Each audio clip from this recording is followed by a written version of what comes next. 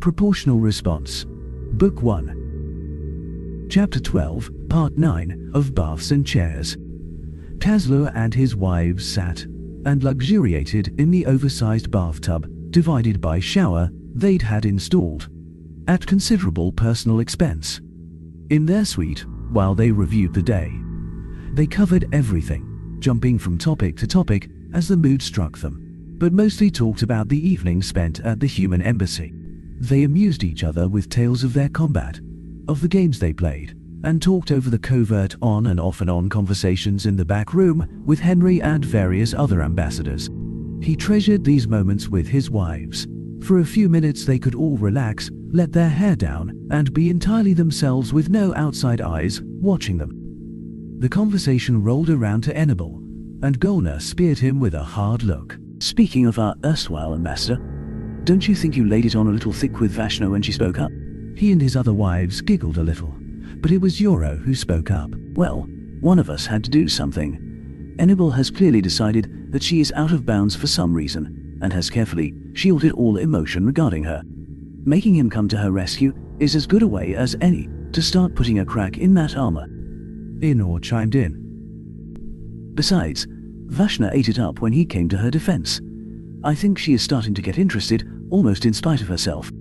Golner laughed loudly and took a sip of her wine. "Oh, she is getting interested all right. I think she came here intending to give the guy a fair shot. She is generously minded that way, and... Oh, don't look at me like that, Kasler. If your father had tried this trick, you'd have had a list of 100 disqualifications about the poor girl, between the point you laid eyes on her and when you said hello." He nodded to her to acknowledge the point. "Would have?" His wife raised her eyebrows and took another sip of wine before she answered. "Oh, really?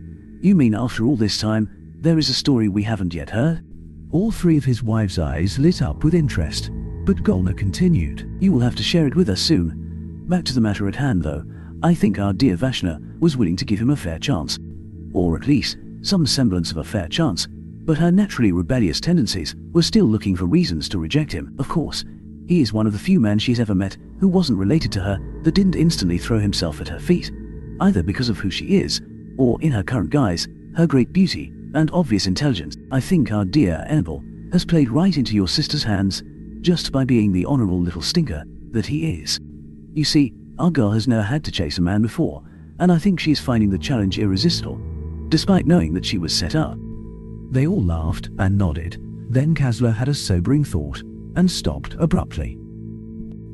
"What if she catches him and finds that she loved the chase more than the man?" Golner gestured dismissively with her wine. "Oh, don't worry yourself too much, dear.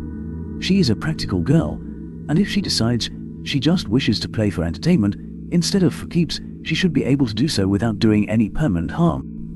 He looked askance at his wife. "Should is not very reassuring, considering how important he is to the Empire now, and how much more important he is going to come as the plan develops." Enor smiled and leaned forward a little. "And the fact that you have a growing fondness for him yourself, no? I will have a talk with her once we are sure she is going to give chase, and make sure she understands that she isn't allowed to break him. Remember though, that Enable is tougher than you give him credit for. Yes, but he has a frailty to him too. Still, if you are going to make sure she understands, I guess that will settle it. For the diadem, first, foremost, and always." They intoned the words together, smiled, and continued the conversation and the rest of their evening. He still felt some reservation about the whole thing, but didn't know what else he could do. He should guard the poor man. He has grown on me, for sure, and Sana knows he is going to need it. Kilintar sat at the second secretary's desk in his office and seethed. He wanted to break his claws out and destroy everything around him. Well, everything except his favorite desk chair, which sat empty, as did his own desk. To add insult to injury, the desk of his first secretary was manned by his wife. Damn her soul. He'd been forbidden by her from using his desk unless he had a visitor who didn't know his true status. And even then, He was supposed to stand behind the desk rather than sit in his impressive and comfortable chair. No, he had to make do with this.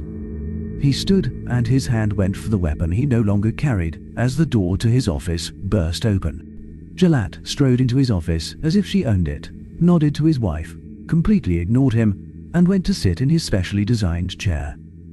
She leaned back in it, and a look of displeasure crossed her face. She got up, looked quizzically at the chair, and knocked it over. She then spoke, with her eyes on the chair. "No, man. When I am done with you in a few moments, you are to walk to my office and get the specifications for a custom chair for myself. And you are to walk yourself down there, not send a message. You will speak with my fourth secretary and make a request for those plans." She looked derisively at him out of the corner of her eye. "I will be asking her about the encounter, and she better be very impressed by your respectful demeanor. That is, of course, not why I am here. You have a meeting with the Arabso ambassador in a few hours on a matter of a trade deal for a new strain of rice, which you think they will like. You are to behave with him as you always have, and demand far more for the rice than they will be able to pay. Enough to make sure the negotiation fails. You will also make sure that you use all of the phrases found on this notepad during the course of your meeting, and make sure to give him this sample of the rice as an inducement toward the deal." She moved to put the pad on his desk and found a stack of papers in the way. She shoved the papers off, then set down the pad. "These are the phrases you are to work into the meeting. Your wife over there will accompany you, of course, and will report back to me if you miss any. Make sure she has nothing to report." Kilintar suppressed a snarl, barely, and tried to put humility into his voice. It didn't work, but he didn't really care. "I will be far more effective at what you want me to do, if I understand why." She pulled her blaster and shot him.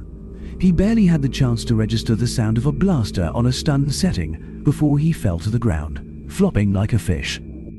He managed to keep his bladder under control, but his knees repeatedly hit the leg of his desk.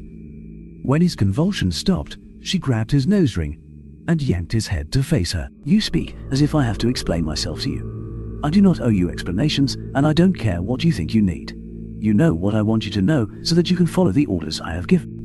You never were able to think very well, Kilintar Noman, and I will not tolerate you trying to figure out how to do so at this late date. Furthermore, you should already know the answers to the question you are asking. The reports were forwarded to your email address."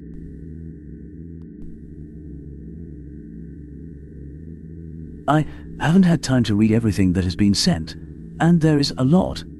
Which item in particular?" "Herc." His breath caught as she pulled on the ring to shut him up. "Spy sats on several worlds, recorded crop damage in geometric shapes reminiscent of the ones a few Venter children stamped into crop fields on Earth. This means that our plans to humiliate the humans regarding that grain should have been ready to put into play, but the humans did not act. It seems that they managed to smell the trap, partly because you failed to act on the second stage of it, no doubt, and have decided to let the matter quietly pass. Thankfully, I am more intelligent and more resourceful than you, and have found a way to salvage the plan, and humiliate the damned frogs in the process of humbling that pink creature. So, now that you know what you are going to be punished for." She moved her hand down so that his ring was pressed against the ground and turned to look at his wife. He had to work hard to keep his claws sheathed as she spoke. "You are to tie him down and give him 30 lashes with the shock whip tonight, and 10 more each night for the next 3 nights. Do not let him pass out on you in the process, and do not let him drink booze before or after to dull the pain." Jalat turned back to him. "I took your secretaries away because I expect you to handle the email and other duties yourself. If you fail like this again, I will pull this ring out of your nose, then have the next one put in deeper after the reconstructive surgery is finished. I have had enough of your crap, and you will toe the line." She released his nose ring and stood, then looked again at his chair. He liked that chair. He'd spent nearly 3 hours being measured and prodded for them to custom make it. He still sat in it occasionally when his wife left him alone for a few minutes. Jalat fiddled with her blaster a few moments, then pointed it at his beloved chair and pulled the trigger. He could hear it hum as a relatively low-powered beam swept up and down the chair, turning it into so much slag. The stench of ozone, burnt metal, and melted plastic filled his nostrils and made his eyes water.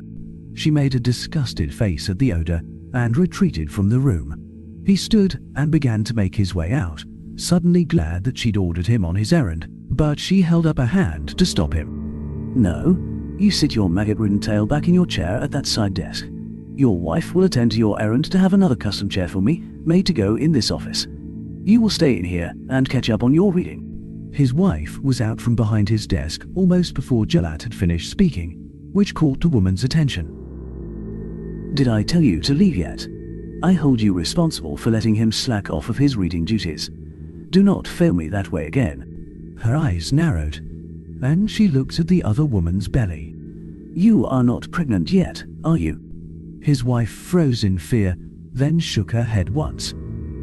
Jalat punched her in the gut. Fix that. Soon, I want no excuses. Now, get your stupid tail to my office and pick up those specs. When you get back, have something done about the mess in here, and make sure the meeting with the Arabso is held in one of the conference rooms. With that, the one sentient Kilintar hated even more than the humans turned and walked away without so much as a backward glance.